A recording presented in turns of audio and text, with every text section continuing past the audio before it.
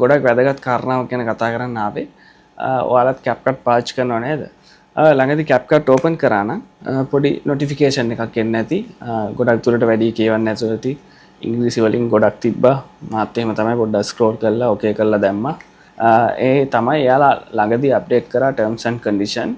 ඒ තමයි ඔයාලා CapCut පාවිච්චි කරලා ඕනම වීඩියෝ එකක් එඩිට් කරොත් ඒ කන්ටෙන්ට් අනුදැනුමකින් තොරව එයාලට පාවිච්චි කරන්න පුළුවන්. ඕනම ප්ලට්ෆෝර්ම් එකක ඇඩ්වර්ටයිස්මන්ට් පර්පස් එකකට ඕනම කෙනෙක්ට පාවිච්චි කරන්න පුළුවන්. ඔයාලට තව දුරටත් මේ වීඩියෝ වල අයිතියක් නැහැ. ඒ කියන්නේ කොපිරයිට් එක තියෙනවා. ඔයා එඩිට් කරපු කොපිරයිට් එක තියෙනවා, IP රයිට් එක.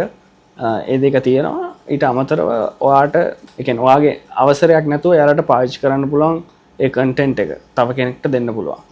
ජනප්‍රිය සින්දුවක් පාවිච්චි කරා නම් ප්‍රශ්නයක් වෙලා ඒ කොපිරයිට් ක්ලේම් එකක් ආවොත් ByteDance කම්පැනි එකවත් ඒ දෙයට වග කියන්නේ නැහැ. එතකොට ප්‍රශ්නේ ඉන්නේ ඔයාට විතරයි.